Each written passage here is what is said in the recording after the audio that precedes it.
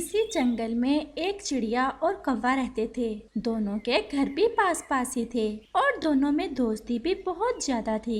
चिड़िया बहुत मेहनती थी। वो हर समय कुछ न कुछ काम करती रहती थी। उसे फारग रहना बिल्कुल भी पसंद नहीं था। उन दिनों जंगल में भोजन की कमी हो गई थी। पक्षियों को भोजन की खोज के लिए बहुत दूर जाना पड़ता था। ऐसे ही एक दिन कौवा और चिड़िया एक पेड़ पर बैठे हुए थे। वो दोनों ही परेशान बैठे थे। कालू, अब तो तुम बहुत खुश होगे ना। अब मैं तुम्हें भोजन ढूंढने जाने के लिए नहीं कहती। चिड़िया, खुश क्या होना है। अब तो कुछ अच्छा खाए बहुत समय बीत गया है। पहले तो मुझे जबरदस्ती ले जाया करती थी। चलो कुछ ना कुछ तो मैं भी ले ही आता था, लेकिन जब से भोजन ढूंढने के लिए तुम दूर जाती हो, मुझे तो तुम साथ लेकर ही नहीं जाती। कालू, पास में तो तुमसे जाया नहीं जाता था, दूर कैसे जा सकते हो। मैं इसलिए तुम्हें नहीं लेके जाती। चिड़िया, क्या ऐसा नहीं हो सकता कि हमारे जंगल में भोजन की कोई कमी न रहे और हम आराम और सुकून से जब चाहे जितना चाहे भोजन खा सकें। कालू, वैसे मेरे पास एक आइडिया तो है, लेकिन वो तुम्हारे काम का नहीं। अब मुझे पता चल गया है, हमें अच्छा जीवन बिताने के लिए मेहनत करना चाहिए। लेकिन पहले तुम्हें मुझसे वादा करना होगा कि तुम सच्चे मन से मेरे साथ काम कराओगे। चिड़िया, सच में मैं वादा करता हूँ, मैं तुम्हारे साथ बराबर का काम करूँगा।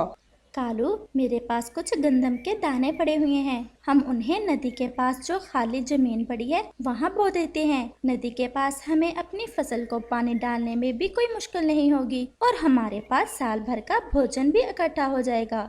चिड़िया, सच में तुम तो बहुत बुद्धिमान हो। हम कल सुबह ही वो बीज बो देते हैं।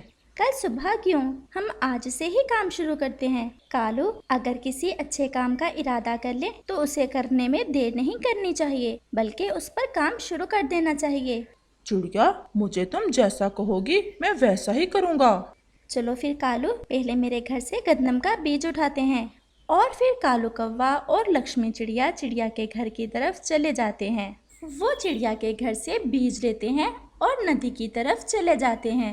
कालू, हमें पहले जमीन को नरम करना होगा, फिर ही हम ठीक से इसमें बीज बो सकते हैं। हाँ हाँ चिड़िया, अभी जमीन नरम कर लेते हैं, इसमें कौन सा कोई बड़ी बात है। और फिर कौवा और चिड़िया जमीन नरम करना शुरू करते हैं। चिड़िया तो लगातार काम किए जा रही थी, जबकि कौवा थोड़ा सा काम करने के बाद एक तरफ होकर बैठ जाता है। बाकी की जमीन चिड़िया अकेले नरम करती है। कालू, क्या हुआ, अभी से थक गए।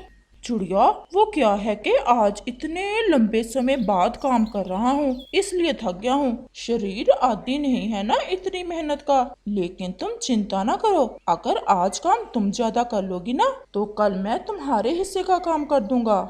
चिड़िया कालू कौवे की आदतों से अच्छी तरह वाकिफ थी। उसे पता था कि कालू अब उसके साथ काम नहीं कराएगा, इसलिए वो कालू को काम करने का कहने पर जोर नहीं लगाती और खुद काम करने लग जाती है।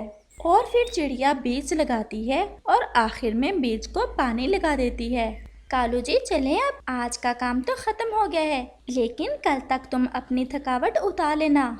हाँ हाँ चिड़िया, लेकिन आज तो इतना थक गया हूँ, लगता है घोंसले तक मुश्किल से ही जा होगा। आप कहें तो मैं उठा कर ले जाऊं? नहीं नहीं चिड़िया, अब इतना भी गया गुजरा नहीं हूँ, घोंसले तक तो चला ही जाऊंगा। और फिर कालू कौवा और चिड़िया अपने अपने घोंसले की तरफ चले जाते हैं। और फिर रात हो जाती है। चिड़िया और कौवा अपने अपने घोंसले में सो जाते हैं। अगली सुबह चिड़िया मुंह अंधेरे ही उठ जाती है। वो भोजन खाती है और कौवे के घोंसले की तरफ चली जाती है। कालू, उठे नहीं अभी तक, देखो कितना दिन चढ़ गया है। चिड़िया, मुझे तो लगता है कि तुम रात को सोई ही नहीं, जो इतनी सुबह सुबह ही आ गई हो। चिड़िया, मेरी बात का विश्वास करना, कहीं यूं ना कहना कि मैं बहाना बना रहा हूँ। मेरे पंखों में बहुत दर्द हो रहा है, आज तुम अकेली ही चली जाओ, मैं कल पक्का तुम्हारे साथ चला जाऊंगा। ऐसा कहकर कौवा फिर से सो जाता है और चिड़िया को कुछ बोलने का मौका ही नहीं देता। चिड़िया बेचारी सोते कौवे का मुंह देखकर वहां से चली जाती है। चिड़िया जाकर अपनी फसल को अच्छे से देखती है। अपनी फसल को वो फिर से पानी लगाती है और शाम तक अपनी फसल के पास ही रहती है और फिर शाम को अपने घर आ जाती है। फिर ऐसे ही दिन और रात गुजरते गए। कौवा कभी तो चिड़िया के साथ अपनी फसल के पास चला जाता और कभी कोई बहाना बना लेता, और जब वो कभी चिड़िया के साथ जाता तब भी थोड़ा सा काम करवा कर बैठ जाता। चिड़िया भी ये सब बर्दाश्त करती जा रही थी, क्योंकि कौवे और चिड़िया के बीच दोस्ती बहुत पुरानी थी। ऐसे ही एक सुबह चिड़िया जब कौवे के घर गई तो वहाँ उसका मामा जी भी आया हुआ था। नमस्ते मामा जी। मामा जी आप कब आए? चिड़िया, मैं तो रात को आया था, तुम सुनाओ कैसी हो?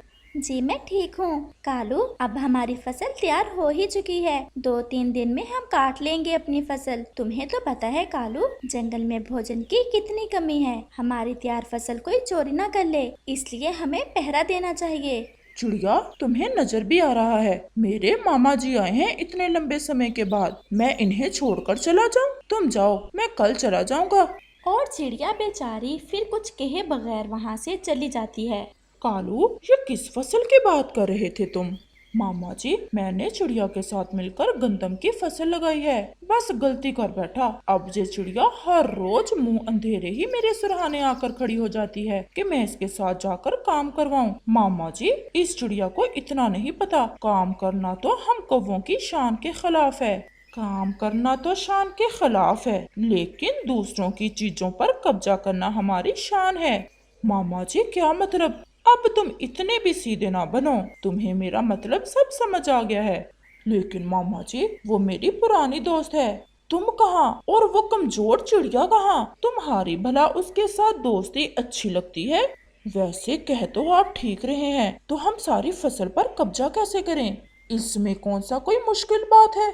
और फिर कालू कौवे का मामा जी अपना शैतानी प्लान कौवे को बताता है, जिसे सुनकर कालू कौवा बहुत खुश हो जाता है। फिर वो दोनों मामा भांजा रात होने का इंतजार करते हैं। फिर रात भी हो जाती है और चिड़िया अपने घोंसले में आकर सो जाती है, और वो मामा भांजा रात के अंधेरे में गंदम की फसल की तरफ चले जाते हैं और जाकर सारी फसल काट लेते हैं। आज तो कालू कौवा जरा भी नहीं थका था। गंदम काटते काटते सारी रात गुजर जाती है और सुबह हो जाती है। सुबह जब चिड़िया अपनी फसल के पास पहुंचती है तो ये सब देखकर बहुत हैरान हो जाती है। कालू, तुम अकेले ने हमारी सारी फसल काट ली? हमारी नहीं, मैंने अपनी फसल काट ली। चिड़िया, मैंने बहुत मुश्किल से अपनी फसल काटी है, लेकिन तुम भी क्या याद करोगी? मैं ये सारा भूसा ही तुम्हें दे देता हूँ और गंदम मैं रख लेता हूँ। कौवे की बातें सुनकर चिड़िया का मुंह खुले का खुला रह जाता है। लेकिन कालू, चिड़िया, अब जाती हो कि बुलाएं अपने सारे परिवार को? मामा जी की बात सुनकर चिड़िया बेचारी डर जाती है और वो चुपचाप वहाँ से चली जाती है। चिड़िया अभी गई थी कि काले गहरे बादल आ जाते हैं और साथ में तेज बारिश भी शुरू हो जाती है, और बारिश के साथ ओले भी गिर रहे थे। कालू कौवे और उसके मामा जी को समझ नहीं आ रही थी कि वो गंदम लेकर कहाँ जाएं, और फिर वो बारिश से बचने के लिए गंदम के अंदर ही घुस जाते हैं। गंदम गीला होने की वजह से बहुत वजनी हो चुकी थी। वो दोनों कौवे गंदम के अंदर ही दबकर मर जाते हैं और अपने अंजाम को पहुंच जाते हैं। प्यारे दोस्तों, अगर आपको ये कहानी अच्छी लगी हो तो हमें कमेंट करके जरूर बताना, और इसे अपने दोस्तों के साथ शेयर और चैनल को सब्सक्राइब भी जरूर करना।